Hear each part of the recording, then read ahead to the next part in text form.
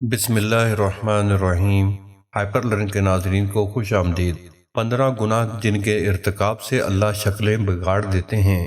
محترم ناظرین، آج ہم جس نازک دور سے گزر رہے ہیں اس میں ہر شخص نفسا نفسی کا شکار نظر آتا ہے، اور جتنی فکر ہمیں دنیا سمیٹنے کی ہے اتنا ہی دور ہم دینی تعلیمات سے ہوتے جا رہے ہیں۔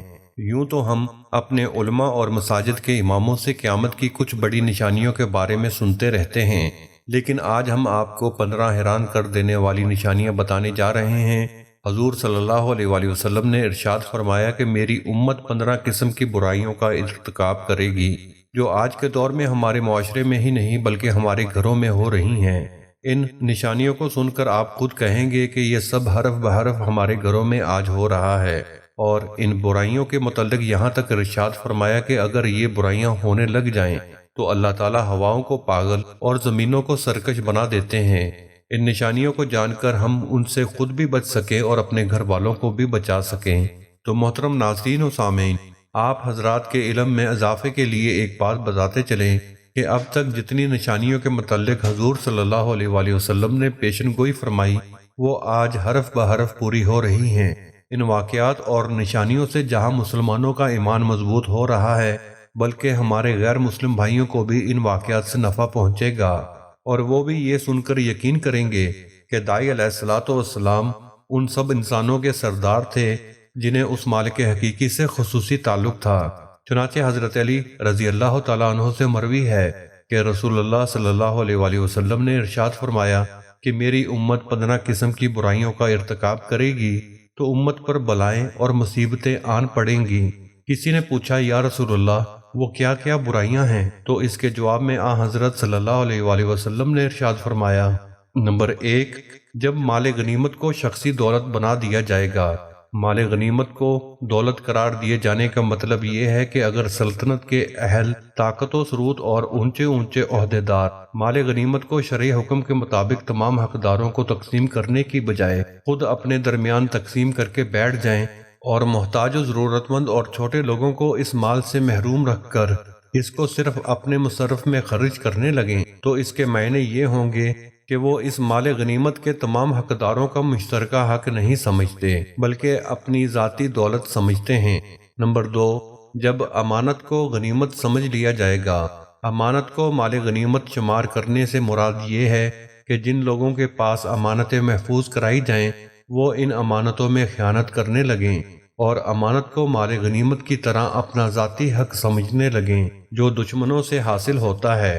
نمبر 3، جب زکوٰۃ کو تاوان سمجھا جائے گا۔ زکوٰۃ کو تاوان سمجھنے کا مطلب یہ ہے کہ زکوٰۃ کا ادا کرنا لوگوں پر اس طرح شاق اور بھاری گزرنے لگے کہ گویا ان سے ان کا مال زبردستی چھینا جا رہا ہے، اور جیسے کوئی شخص تاوان اور جرمانہ ادا کرتے وقت سخت تنگی اور بوجھ محسوس کرتا ہے۔ نمبر 4، علم دین کو دنیا طلبی کے لیے سیکھا جائے گا۔ عمل اور اخلاق و کردار خدا اور رسول کریم صلی اللہ علیہ وآلہ وسلم کا قرب و خوشنودی حاصل کرنا نہ ہو بلکہ اس کے ذریعے دنیا کی عزت، مال و دولت، جاہ و منصب اور ایوان اقتدار میں تقرب حاصل کرنا مقصود ہو۔ نمبر 5، جب مرد اپنی بیوی کی اطاعت کرنے لگے گا۔ مرد کا بیوی کی اطاعت کرنا یہ ہے کہ خاوند زن مرید ہو جائے اور اس طرح بیوی کا حکم مانے کہ اس کی ہر ضرورت پوری کرنے لگے کہ اس کی وجہ سے خدا کے حکم و ہدایت کی صریح خلاف ورزی ہو۔ نمبر 6، جب مرد اپنی ماں کی نافرمانی کرنے لگے گا۔ ماں کی نافرمانی کرنے سے مراد یہ ہے کہ ماں کی اطاعت و فرما برداری کا جو حق ہے اس سے لاپرواہ ہو جائے اور کسی شرعی وجہ کے بغیر اس کی نافرمانی کر کے اس کا دل دکھائے۔ واضح رہے کہ یہاں صرف ماں کی تخصیص اس اعتبار سے ہے کہ اولاد کے لیے چونکہ باپ کی بنسبت ماں زیادہ مشقت اور تکلیف برداشت کرتی ہے اس لیے وہ اولاد پر باپ سے زیادہ حق رکھتی ہے۔ نمبر 7، آدمی اپنے دوست کے ساتھ نیک سلوک کرے گا اور اپنے باپ کے ساتھ سختی بد اخلاقی سے پیش آئے گا۔ دوستوں کے قریب اور باپ کو دور کرنے کا مطلب یہ ہے کہ اپنا وقت باپ کی خدمت میں حاضر رہنے، اس کے ساتھ اٹھنے بیٹھنے اور اس کی دیکھ بھال میں صرف کرنے کی بجائے دوستوں کے ساتھ مجلس بازی، ان کے ساتھ گپ شپ اور سیر و تفریح کرنے میں صرف کرے، اور اپنے معمولات و حرکات سے ایسے ظاہر کرے کہ اس کو باپ سے زیادہ دوستوں کے ساتھ تعلق و موانسیت ہے۔ نمبر 8، مسجد میں شور و گل ہونے لگے گا۔ مسجد میں شور کرنے سے مراد یہ ہے کہ مسجدوں میں زور زور سے باتیں کی جائیں، چیخو پکار کے ذریعے مسجد کے سکون میں خلل ڈالا جائے اور اس کے ادب و احترام سے لاپرواہی برتی جائے۔ نمبر 9، جب قبیلہ کا سردار اس کا بدترین شخص بن جائے گا۔ کسی قوم و جماعت کا سردار اس قوم کے فاسق ہونے سے مراد یہ ہے کہ قیادت و سیادت اگر ایسے لوگوں کے سپرد ہونے لگے جو بد کردار، بد گماش اور بے ایمان ہوں تو یہ بات پوری جماعت اور پوری قوم کی تباہی کی علامت ہوگی۔ نمبر 10، جس قوم کا سربراہ ذلیل ترین شخص ہوگا، یعنی اگر کسی قوم و جماعت کے لیڈر، رہنما اور سردار ان لوگوں کو قرار دیا جانے لگے جو اپنی قوم و جماعت کے کمینہ صفت، بد کردار اور ذلیل ترین ہوں، تو سمجھ لینا چاہیے کہ اس قوم و جماعت کی تباہی کے دن آ گئے ہیں۔ نمبر 11، جب آدمی کا اعزاز و اکرام اس کے شر سے بچنے کے لیے کیا جائے گا، مطلب یہ ہے کہ کسی شخص کی تعظیم اس کے فتنہ و شر کے ڈر سے کی جائے، یعنی کسی شخص کی تعظیم و احترام کا معیار اس کی ذاتی فضیلت و عظمت نہ ہو بلکہ اس کی برائی اور اس کے شر کا خوف ہو۔ نمبر 12، لوگ کثرت سے شراب پینے لگیں گے۔ نمبر 13، مرد بھی ریشم کے کپڑے پہننے لگیں گے، اور آج کے حالات آپ کے سامنے ہی ہیں۔ ریشم تو دور کی بات، اب مرد عورتوں کے فیشن اور عورتیں مردوں کے فیشن اپنا رہے ہیں۔ نمبر 14، ناچنے گانے والی عورتوں اور گانے بجانے کی چیزوں کو اپنا لیا جائے گا۔ گانے والیوں سے مراد گلوکارائیں، رقاصائیں وغیرہ ہیں۔ اسی طرح باجوں سے مراد ہر قسم کے ساز و باجے اور گانے بجانے کے آلات ہیں جن کو شرعی اصطلاح میں مزامیر کہا جاتا ہے، جیسے ڈھولک، سارنگی اور شہنائی وغیرہ۔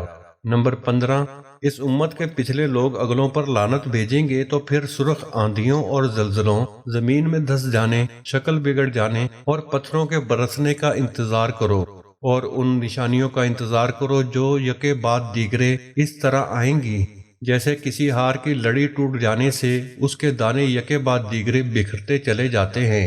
سامعین کرام، آج ہمارے اعمال اور ہماری حکومتوں کا طرز عمل آپ سب کے سامنے ہیں۔ پاکستان میں گزشتہ 2 دہائیوں سے زلزلوں کی کثرت ہے، جہاں زلزلوں نے زمین کو چیر کر رکھ دیا۔ ان زلزلوں کے بارے میں سائنسی ماہرین کا نقطہ نظر اپنی جگہ، مگر دین اسلام کی روشنی میں زلزلوں کی کثرت احکام الہی سے روگردانی اور نافرمانی کے سبب ہے۔ قرآن کریم کی سورہ حج میں ارشاد باری تعالیٰ ہے، اے لوگو اپنے رب سے ڈر جاؤ، بلا شبہ قیامت کا زلزلہ بہت بڑی چیز ہے، بلا شبہ کوئی چیز اذن الہی کے سوا حرکت نہیں کر سکتی، خواہ درخت کا پتا ہو یا زمین کا زلزلہ، اور سائنسدانوں کے مختلف مفروضات محض فہم و گمان ہیں۔ قدرتی آفات سے نجات کا واحد ذریعہ اطاعت خداوندی اور کثرت استغفار ہے۔ اللہ تبارک و تعالی ہمیں اپنی اطاعت و بندگی اور سنت نبوی صلی اللہ علیہ وآلہ وسلم کے مطابق زندگی گزارنے والا بنائے اور ہر قسم کی آفات سے ہمیشہ محفوظ فرمائے۔ آمین یا رب العالمین۔ کمنٹ سیکشن میں آمین لکھنا مت بھولیے گا۔ ناظرین، امید کرتے ہیں کہ آپ کو ہماری یہ ویڈیو پسند آئی ہوگی۔ ملتے ہیں اگلی نئی ویڈیو میں، تب تک کے لیے دیں اجازت۔ اپنا اور اپنے ساتھ والوں کا خیال رکھیے گا۔ اللہ حافظ۔